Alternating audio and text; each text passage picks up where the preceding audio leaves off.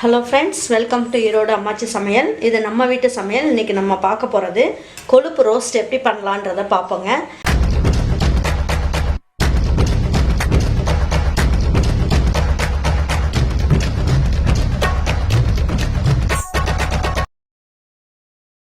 கொஞ்சமாக எண்ணெய் ஊற்றிக்கலாங்க. ஏன்னா கொழுப்பு ரோஸ்ட்டுன்றதுனால அதுலேயே கொழுப்பு கசியும். அதனால கொஞ்சமாக போட்டுக்குவோம்.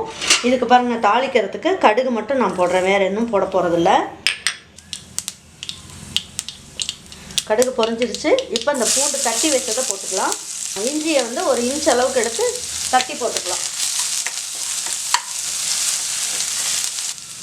கருவேப்பிலை கொஞ்சமாக போட்டுக்குவோம். 15 வெங்காயத்தை நான் பொடியாக நறுக்கியிருக்கேன். சின்ன வெங்காயம், அதை போட்டுக்கலாம்.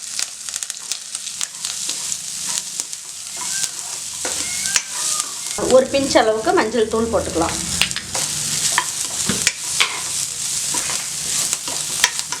தேவையான அளவுக்கு உப்பு போட்டுக்குவோம். தக்காளி, ஒரு தக்காளியை பொடியாக நறுக்கி நம்ம போட்டுக்கலாம்.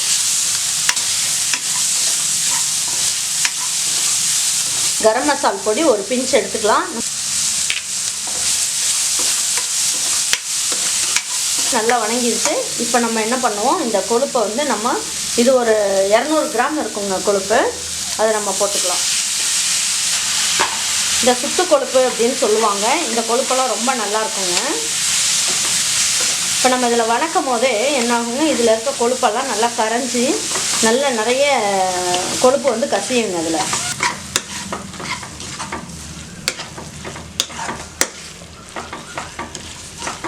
பார்த்தீங்களா, போட்ட உடனே எப்படி நல்லா உருண்டு நல்லா வந்துருச்சு பாருங்கள். சூப்பராக இருக்குங்க இந்த கொழுப்பு ரோஸ்ட்டு. நீங்கள் சாப்பிட்டதில்லை அப்படின்னா நான் சொல்கிற மாதிரி நீங்கள் செஞ்சு சாப்பிட்டு பாருங்கள், அருமையாக இருக்குங்க. பாருங்கள், இதில் மிளகும் ஜீரகமும் நான் அரைச்சி வச்சுருக்கேன் பொடி, அதில் ஒரு பிஞ்ச் எடுத்துக்கலாங்க. மிளகு ஜீரக பொடி.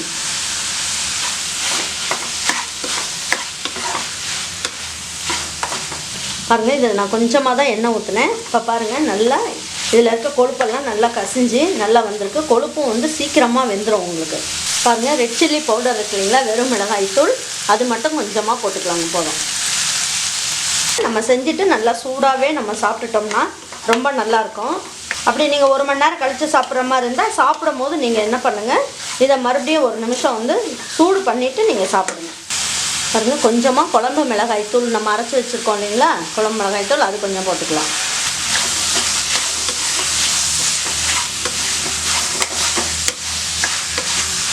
பாருங்கள், கொஞ்சம் கொத்தமல்லி தலையை பொடியாக நறுக்கிட்டு அதையும் தூவி விட்டுறலாம்.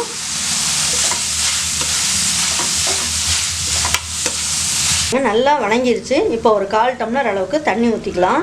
அப்போ தான் இந்த கொழுப்பெல்லாம் நல்லா வேகும்.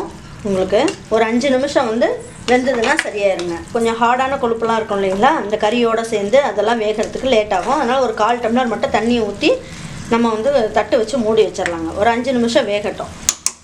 பாருங்கள், 1/4 டம்ளர் தண்ணி ஊற்றணும் இல்லைங்களா. இப்போ கொஞ்சம் நல்லா இந்த கொழுப்பெல்லாம் நல்லா கரைஞ்சி வந்துருச்சு, நல்லா வெந்துருச்சு. இப்போ ஒரு நிமிஷம் வச்சுருந்துட்டு ஆஃப் பண்ணிடலாங்க. இது எங்கள் ஊர் விருந்துலலாம் நிறைய இந்த கெடா விருந்தெல்லாம் போடுவாங்க. அதிலெல்லாம் இது ஸ்பெஷலாக இது இருக்குங்க. நான்லாம் கூட முன்னாடி இதை சாப்பிட்றதுக்கு என்னடா கொழுப்பு போட்டு செய்கிறாங்க அப்படின்ற மாதிரி நினைப்பேன். ஆனால் இதை சாப்பிட்டதுக்கப்புறம் தான் தெரிஞ்சுதுங்க இதோட டேஸ்ட் என்னன்ட்டு. நம்ம ஈரோடு மக்களோட டேஸ்ட்டை பற்றி எனக்கு அப்போ தான் தெரிஞ்சுதுங்க எனக்கு. நீங்களும் இதை செஞ்சு பார்த்துட்டு இதோட டேஸ்ட்டை எப்படி இருக்குது, புது விதமான ஒரு டேஸ்ட் கிடைக்குங்க இதை செஞ்சு சாப்பிடும் போது.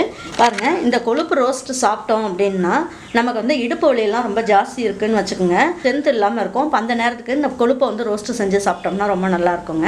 அப்புறம் வயிற்றில் புண்ணெல்லாம் நிறையா இருக்குது அப்படின்றவங்க இந்த கொழுப்பு ரோஸ்ட்டை நம்ம சுத்து கொழுப்பு அப்படின்னு நம்ம கடையில் கேட்ட மட்டன் கடையிலலாம் கேட்டோம்னா கொடுப்பாங்க. இந்த கொழுப்போடு சேர்த்து கொடுப்பாங்க.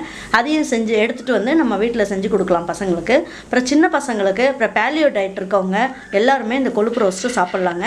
அப்புறம் அக்கி நோய் அப்படின்னு இருக்கும் இல்லைங்களா, அக்கி நோய் வரவங்க இந்த இடுப்பு பகுதி, அப்புறம் முதுகு, அப்புறம் அக்கிள், அந்த இதிலெல்லாம் இந்த வெள்ளையாக கொப்பளமாக வருங்க, தண்ணி வடியும். அதில் எழுதிட்டு வர்றதுன்னு சொல்லுவாங்க அந்த நோய்க்கு. அக்கி நோய்க்கு. அதுக்கு இந்த கொழுப்பு ரோஸ்ட்டை வந்து நம்ம செஞ்சு கொடுத்தோம்னா நல்ல ஒரு ரிசல்ட் கிடைக்குங்க. இதை நல்லா செஞ்சு சாப்பிட்டோம்னா அதோட தாக்கம் வந்து கம்மியாகுங்க.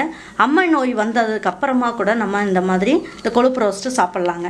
இதெல்லாம் வந்து ஒரு பெஸ்ட்டு ட்ரீட்மெண்ட்டு. நம்ம வந்து கொழுப்பு தானே, இதை நம்ம தூக்கி போட்டுடலாம் அப்படின்னு நம்ம செய்யாமல் இதை வந்து நம்ம வந்து உணவில் நம்ம வந்து சேர்த்து, நம்ம அந்த காலத்துலலாம் இதெல்லாம் வந்து செஞ்சு கொடுத்ததுனால தாங்க எல்லாருமே வந்து நல்ல ஹெல்த்தியாகவும் நல்லா இருந்தாங்க, 100 வயசு வரைக்கும் இருந்தாங்க.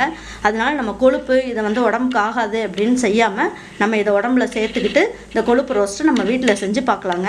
செஞ்சு பார்த்து சின்ன பசங்களுக்கெல்லாம் செஞ்சு கொடுக்கலாம். இதே மாதிரி செஞ்சு சாப்பிட்டு பார்த்துட்டு உங்களுக்கு பிடிச்சிருந்ததுன்னா லைக் பண்ணுங்கள், ஷேர் பண்ணுங்கள், சப்ஸ்கிரைப் பண்ணுங்கள், மறந்துடாமல் கமெண்ட்ஸ் பண்ணுங்கள். தேங்க்யூ ஃபார் வாட்சிங் ஈரோடு அம்மாச்சி சமையல். தேங்க்யூ.